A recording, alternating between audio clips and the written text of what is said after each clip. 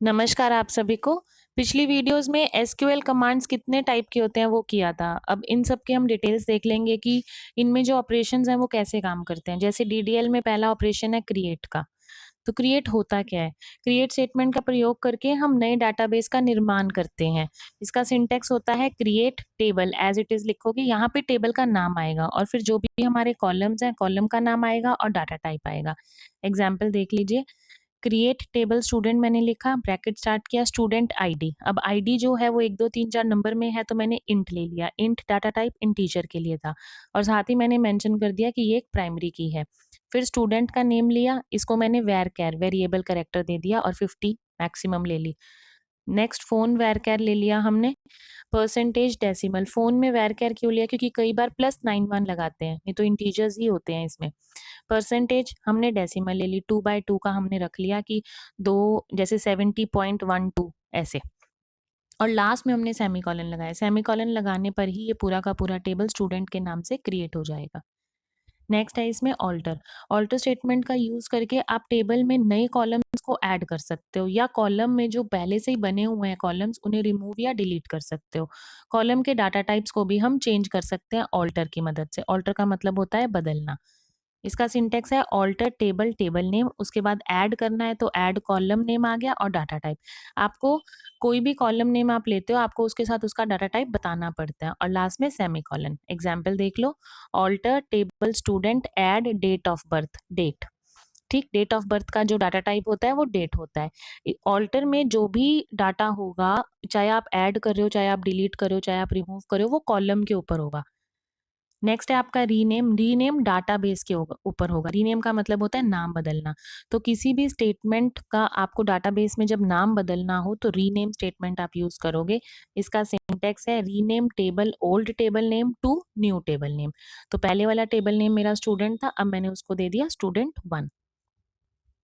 Next है drop. ये एक एक दो दो नंबर में आएंगे। अगर आप सैम्पल पेपर भी देखोगे तो मैंने उसमें ऑल्टर, ड्रॉप और एक और डाला है। तो ये इंपॉर्टेंट है, ये कंफ्यूजिंग होते हैं थोड़े से, तो इसलिए ये अलग से भी पूछे जा सकते हैं और ऐसे भी पूछे जा सकते हैं कि कोई 6 बता दो।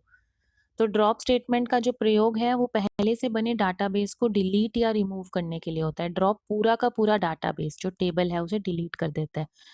ड्रॉप टेबल और टेबल का नाम, बस इससे पूरा का पूरा टेबल डिलीट हो जाएगा। ट्रंकेट स्टेटमेंट का प्रयोग करके आप टेबल के सारे डाटा को डिलीट कर सकते हो, लेकिन यह टेबल के स्ट्रक्चर को डिलीट नहीं करता। जब आपने टेबल तो रखना है पर जो टेबल के अंदर का डाटा है उसे रिमूव करना है तो आप ट्रंकेट स्टेटमेंट यूज करोगे। वेयर एज जब आपको पूरा का पूरा टेबल ही डिलीट करना है, आपको उसका कुछ रखना ही नहीं है, तो आप ड्रॉप का यूज करोगे। इसमें काफी बार डिफरेंस आ जाता है। तो इसका सिंटेक्स है ट्रंकेट टेबल टेबल नेम और एग्जाम्पल है ट्रंकेट टेबल और स्टूडेंट का नाम। तो जब स्टूडेंट 1 जो टेबल है हमारा, उसमें से जितना भी डाटा है वो सारा डिलीट हो जाएगा एक ही एंटर पे। नेक्स्ट है कमेंट्स। कमेंट्स का मतलब होता है अलग से कुछ कमेंट्स को ऐड करना, बताना कि ये किसके लिए कर रहे हैं, ये किसके लिए कर रहे हैं। तो यह स्टेटमेंट आपको अपने डाटाबेस में कमेंट ऐड करने की अनुमति देता है। इसको एक लाइन बना के this is a comment in SQL, ये इसका सिंटेक्स होता है। Example, select star from employ. अब मैंने माइनस का निशान लगाया, retrieve data of all employees. तो इसमें जो retrieve data of all employees है ये एक कमेंट है। नेक्स्ट है इंसर्ट इनटू। इंसर्ट इनटू का काम होता है जब टेबल में हम नए रिकॉर्ड या डाटा को इंसर्ट करते हैं। ये एक रो या एक से अधिक रो पे भी काम कर सकता है एक ही टाइम पे। Insert into table name, bracket column 1 column 2 column 3। पहले कॉलम्स मेंशन करोगे और फिर उसकी वैल्यूज मेंशन करोगे। एग्जाम्पल से समझो। इंसर्ट इनटू स्टूडेंट, स्टूडेंट मेरा टेबल था, अब मुझे नेम, क्लास और सब्जेक्ट लेने हैं कॉलम। अब उसकी वैल्यूज क्या कहूंगी? नेम में मेरे पास नेम आएगा कबीर, क्लास आएगी 10th और सब्जेक्ट आएगा ITES। नेक्स्ट है अपडेट। इस कमांड के द्वारा आप पहले से उपस्थित टेबल के रो को मॉडिफाई मतलब बदलाव कर सकते हो। जैसे आप किसी की सैलरी या मोबाइल नंबर बदल सकते हैं। कोई भी इंफॉर्मेशन जो टेबल में एक एक करके या एक साथ बदल सकते हैं। सिंटेक्स है इसका update table name set. Set के साथ आप लगाओगे column 1 equals to value 1, column 2, ऐसे आप कितनी भी कॉलम्स लगा सकते हो और कंडीशन भी लगा सकते हो इसमें। एग्जाम्पल देखो। अपडेट स्टूडेंट 1 आया, set mobile number, mobile number set कर दिया, where name equals to Kabir. मतलब जो कबीर नाम का बच्चा है उसका जो मोबाइल नंबर है वो ये सेट कर दो। इससे सर्च करना भी आसान होता है। डिलीट फ्रॉम, इस कमांड का प्रयोग करके आप एक टेबल से एक या अधिक रो या पूरे रो को डाटा सहित रिमूव कर सकते हैं हम। Delete from table name where condition, delete करना है आपने, यहाँ टेबल का नाम दोगे और कंडीशन दोगे। अब delete from student one where name equals to Kabir, तो टेबल के अंदर जहाँ पे भी कबीर नाम का डाटा है वो सारा का सारा डिलीट हो जाएगा। नेक्स्ट है सेलेक्ट, मोस्ट इंपॉर्टेंट। सेलेक्ट आपको अलग से 3 नंबर में भी आ सकते हैं, 2 में भी आ सकते हैं, बहुत इंपॉर्टेंट होती है।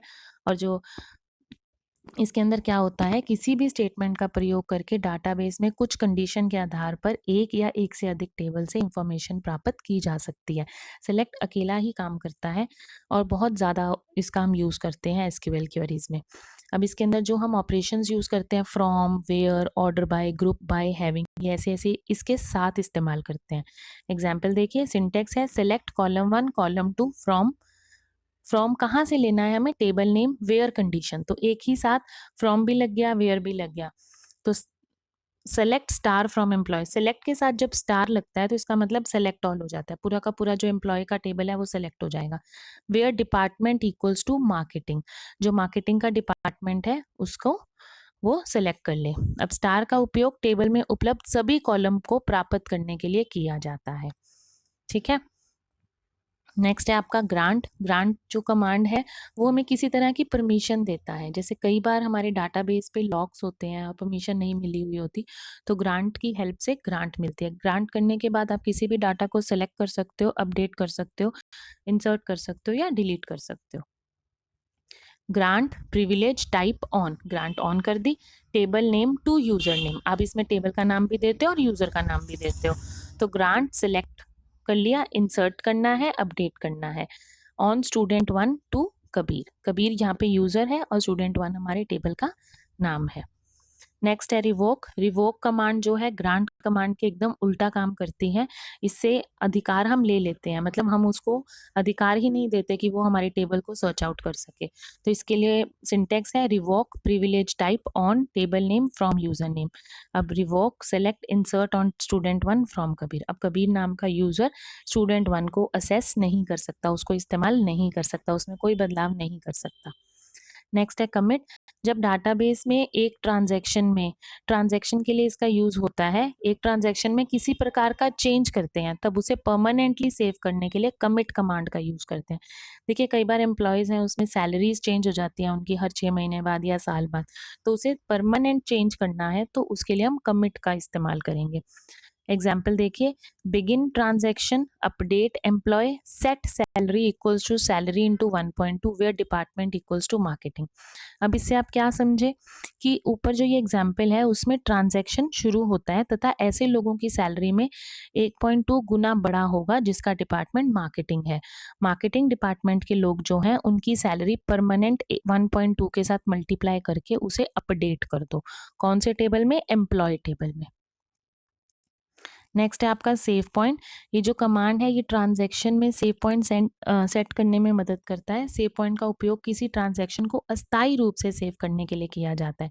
अब देखिए ये जो हमने कमिट पढ़ा था, कमिट में परमानेंट सेविंग हो रही थी, पर सेव पॉइंट में हम किसी एक मौके के लिए उसे सेव करके रखते हैं, अस्थायी रूप, परमानेंट नहीं, टेम्पररी बेसिस पे उसको सेव कर रहे हैं।